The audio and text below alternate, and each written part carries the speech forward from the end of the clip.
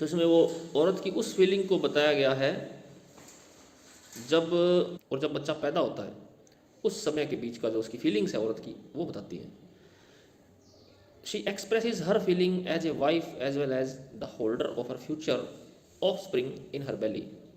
तो वो अपनी फीलिंग को शो कर रही है इस पोइम में एज ए वाइफ, एक वाइफ के रूप में, और उस होल्डर के रूप में। होल्डर का मतलब जिसने किसी चीज़ को पकड़ के रखा हो, तो उसने क्या पकड़ रखा है, क्या धारण किया हुआ है अपने पेट के अंदर, अपनी बैली के अंदर। बैली होता है पेट, फ्यूचर की ऑफ स्प्रिंग को।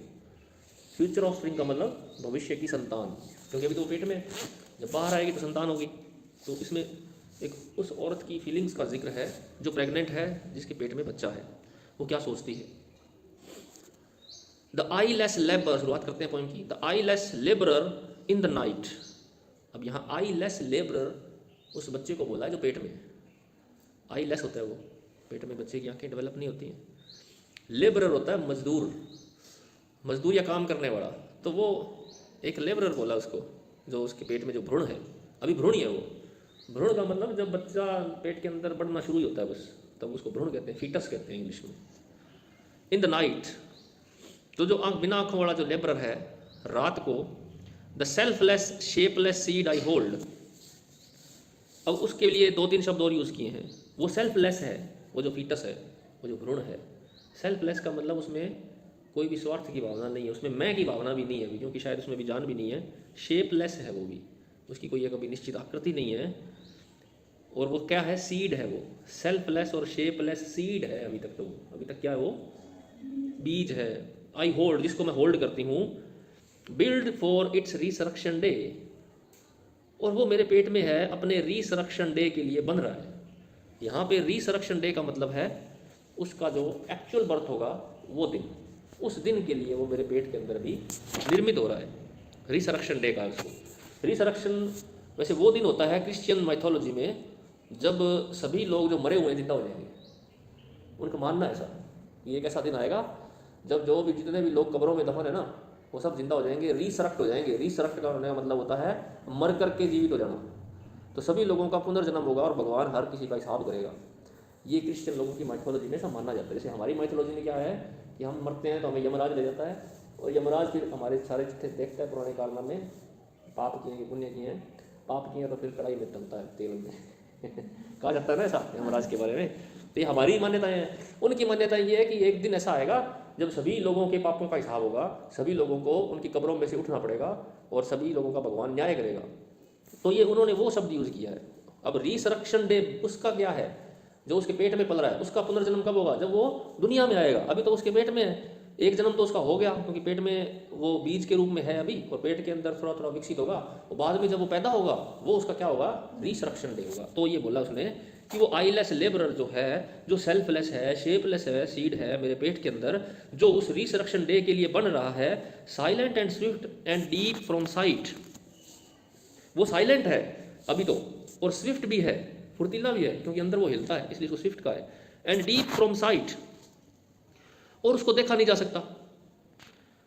हम देख तो नहीं सकते ना बाहर से, आज तो चलो टेक्नोलॉजी तो आ गई, हम देख लेते हैं अल्ट्रासाउंड से, एक्सरे से, परंतु वैसे हम नॉर्मल तो नहीं देख सकते। तो वो ये कहता है डीप है साइड से, यानी मेरी नज़रों से बहुत डीप है, बहुत गहरा है। फोर सीज द अनइमेजिन्ड लाइट, परंतु वो खुद देख रहा है। फोर सी का मतलब पहले से ही देख लेना, वो पेट के अंदर ही मेरे इमेजिन कर रहा होगा उस अनइमेजिन्ड लाइट को, उस लाइट को जो वो देखने वाला है अपने जन्म के समय। हालांकि मैं तो उसको देख नहीं सकती, लेकिन वो अंदर कल्पना कर रहा होगा कि एक दिन वो पैदा होगा और उस लाइट को देखेगा जो अनइमेजिन्ड है उसके लिए। वो सोच भी नहीं सकता कि वो लाइट कैसी होगी, उसने दुनिया कभी देखी नहीं है। यहाँ पे लाइट का मतलब दुनिया से है, अनइमेजिन्ड लाइट। ओके, तो पहला पैरा समझ में आया। आईलेस लेबरर बोला है फीटस को, भ्रूण को, जो रात को उसके पेट के अंदर है, और वो सेल्फलेस है, शेपलेस है, एक सीड की तरह है, जिसको मैं होल्ड करती हूँ। वो औरत कह रही है इसको मैं होल्ड करती हूँ, धारण करती हूँ रिसरेक्शन डे के लिए, यानी एक दिन ये पैदा जरूर होगा। अभी वो साइलेंट है, स्विफ्ट है, और मेरी आंखों से तो दूर है, लेकिन वो खुद इमेजिन कर रहा है कि दुनिया में जब आएगा तो कैसी लाइट को वो शो करेगा, दुनिया को देखेगा कभी। दूसरा stanza, there is no child with a child's face. तो अभी तो उस चाइल्ड का कोई फेस भी नहीं है, क्योंकि अभी तो वो बीज ही है, एक छोटा सा भ्रूण ही तो है, इतना सा होता होगा भ्रूण शुरुआत में जब पैदा बनती है आदमी का शरीर अंदर। तो वो कहता है वो जो चाइल्ड है उसका तो कोई फेस भी नहीं है। This has no name to name it by, और अभी उसका कोई नाम भी नहीं है। Yet you and I have known it well, परंतु तुम और मैं इसको अच्छे से जानते हैं। यहाँ पे तुम कौन है? उसका पति। वो अपनी पति से कह रही है कि उस बच्चे का कोई फेस नहीं है, ना ही कोई नाम है, लेकिन तुम और मैं इसको अच्छे से जानते हैं। This is our hunter and our chase, वह हमारा हंटर है और हमारा चेज भी है। चेज वो चीज़ होती है जिसके पीछे हम भागते हैं। तो यहाँ पे दो अपोजिट चीज़ें बता दी गई, वो हंटर भी है और चेज भी है। हंटर वो इसलिए है क्योंकि वो उनको एक्टिव रखेगा, वो बच्चा जो है उनका शिकार इस सेंस में करेगा कि वो उनको हमेशा एक्टिव रखेगा। माँ बाप अपने बच्चे के लिए हमेशा एक्टिव रहते हैं ना, उसका ध्यान रखते हैं, तो वो एक तरह से उनका हंटर हो गया।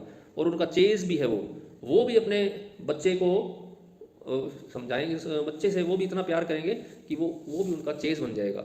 वो भी उसके लिए अपने फीलिंग्स को शो करेंगे, तो वो बच्चा उनसे कुछ काम करवाएगा, वो बच्चे से कुछ काम करवाएंगे। इसलिए बोला है हंटर एंड चेज, वो दोनों ही है हमारे लिए। द थर्ड वू ले इन आवर एम्ब्रेस, और वो तीसरा प्राणी है जब हम गले लगते हैं। यानी जब पति और पत्नी गले लगते हैं, और पत्नी अगर प्रेग्नेंट होती है तो 2 जने गले लग रहे हैं, 3 लग रहे हैं? 3 लग रहे हैं, क्योंकि पत्नी के अंदर एक प्राणी और भी है। तो उसने बोला है द थर्ड हु ले इन आवर एम्ब्रेस। एम्ब्रेस होता है आलिंगन, आलिंगन यानी गले लगना। Stanza 3, this is the strength that your arm knows. तो ये उसके अंदर जो ताकत है ना, वो तुम्हारी भुजाओं की है। औरत अपने पति से कह रही है योर आर्म नोज, तुम्हारी बाजुएं जानती हैं उसकी ताकत को, यानी उसके अंदर तुम्हारी ताकत है। The arc of flash that is my breast, और उसके अंदर मेरा भी हिस्सा है, यानी मेरी भी पावर उसके अंदर है। तुम्हारे बाजुओं की पावर है तो मेरी ब्रेस्ट की पावर है। ब्रेस्ट की पावर का मतलब बच्चे जब बड़े होते हैं तो अपनी माँ का दूध पीते ना, तो उस हिसाब से इसने बोला है कि उसमें मेरी भी पावर होगी। The precise crystal of our eyes, और वो हमारी आंखों का तारा है। क्रिस्टल है, क्रिस्टल होता है एक चमकदार पत्थर, प्रिसाइज का मतलब एकदम सही सही ठीक ठीक, तो वो उनके उसके लिए बहुत प्यारा है वो। This is the bloods wild tree that grows, और वो कह रहा है कि अब मेरे पेट के अंदर ब्लड का एक ट्री उग रहा है। ब्लड का ट्री क्यों बोला उसको? क्योंकि उसके अंदर ब्लड की महीन महीन नसें विकसित हो रही हैं, और वो नसें एक ट्री की तरह होती हैं हमारे अंदर। हमारे शरीर के अंदर नसें और आर्टरीज है ना, वीन्स और आर्टरीज है, उनका इतना सघन जाल होता है कि वो एक पेड़ की तरह लगता है। तो वो ये कह रही है कि ब्लड की जो वाइल्ड ट्री है वो उग रहा है उसके अंदर। The intricate and the folded rose, और वो एक उस रोज के समान है, उस गुलाब के फूल की तरह है जो अभी फोल्डेड है, जो अभी डेवलप नहीं हुआ है, कली है अभी। आपने देखा होगा फूल जो डेवलप होने से पहले एकदम बंद बंद सा होता है, तो उसकी तुलना उसने फोल्डेड रोज से की है। This is the maker and the made, वो हमें बनाने वाला है और हमारे द्वारा निर्मित है। एक शिशु जो है अपने पेरेंट्स को मेक भी करता है। क्या बनाता है वो? माँ बाप तो बनाता है ना, भी बच्चा होगा तभी तो माँ बाप बनेंगे, है ना। तो वो ये कह रही है कि वो मेकर है, वो हमारा निर्माण करता है और हमने उसको बनाया है। अब उन्होंने तो बनाया ही बनाया उसको, लेकिन उसने भी उनको माँ बाप बनाया है। जैसे जब कोई बच्चा पैदा होता है तो एक माँ भी पैदा होती है, ऐसा बोला जाता है ना कि जब बच्चा पैदा हुआ तो एक माँ भी पैदा हुई। माँ कैसे पैदा हुई? क्योंकि बच्चा होने से पहले वो माँ थोड़ी थी, बच्चा हुआ तभी तो वो माँ बनी है। तो बच्चा भी पैदा हुआ है और उसी वक्त एक माँ पैदा हुई है। यही कह रहा है वो कि वो मेकर भी है और मेड भी है। This is the question and reply, वो क्वेश्चन भी है और वो रिप्लाई भी है, वही रिप्लाई है वही क्वेश्चन है। The blind head butting at the dark, अब उस फीटस का जो हेड है वो उसके गर्भ की दीवारों से टकराता है। बटिंग है ना, बटिंग का मतलब टकराने से। तो गर्भ के अंदर बच्चा जब हरकतें करता है ना, हिलता डुलता है, तो वो गर्भ की दीवारों के साथ टकराता है, लात भी मारता है, हाथ भी लाता है, सिर भी टकराता है। तो वो ये कह रही है कि उसका जो ब्लाइंड हेड है, उसके हेड को ब्लाइंड क्यों कहा है? क्योंकि उसकी आंखें तो विकसित हुई नहीं है। The blaze of light along the blade oh hold me, और वो ये कहती है कि जब वो बाहर आएगा तो अभी तो उसकी आंखें विकसित नहीं हुई है, लेकिन जब वो बाहर आएगा, जब वो पैदा होगा, तो कहीं उसकी आंखें उस ब्लेड की रोशनी से चुंधियान आ जाए।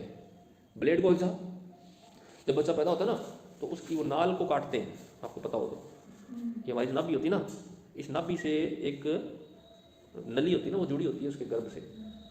तो जब बच्चा पैदा होता है उसको काट देते हैं, कि हमारी नाभि उसी का एक अवशेष है। क्योंकि जब बच्चा गर्भ के अंदर होता है ना तो उसको वो खाता थोड़ी है मुँह से, उसको सारा पोषण कहाँ से मिलता है? इस नाभि से मिलता है। नाभि से एक जुड़ी होती है, तार कह दो आप या नली कह दो। तो अब जब वो बाहर आ गया तो उसका कोई यूज़ नहीं है, तो हम उसको क्या करते हैं?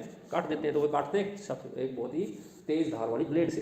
तो वो ये कहती है कि जब वो बाहर आएगा तो उस ब्लेड से उसकी आंखें कहीं चुंधिया ना जाए, यानी उसको डर लग रहा है कि बाहर आएगा तो पता नहीं कैसा होगा, वो पैदा होगा तो किस तरह का सीन होगा, oh hold me for I am afraid, मुझे इस बात का डर लगता है, क्योंकि हर माँ अपने बच्चे की कुशलता के लिए चिंतित होती है।